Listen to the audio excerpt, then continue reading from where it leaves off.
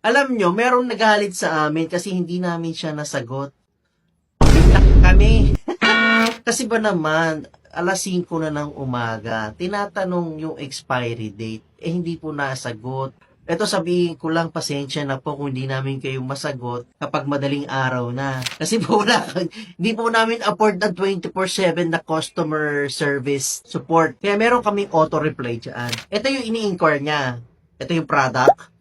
Tinatanong niya yung expiry date, ay hindi po nasagot, nagalit siya. Pero sabihin ko lang, nilalagay na po namin yung expiry date dyan sa product title. Kasi as a consumer myself, gusto ko na malaman yung expiry date ng product na bibilin ko. Kaya kung bibili ako ng food supplement online, gusto ko na malaman yung expiry date, gusto ko nakalagay na dyan. Kaya kami, dito sa Clover Alley, nilalagay na po namin dyan sa product title, yan, example.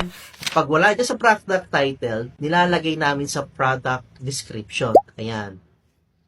Kaya please, wag po kayong magagalit pag hindi namin kayo masagot sa madaling araw. Yung 24 oras na balita, natutulog nga sila. Kami din naman.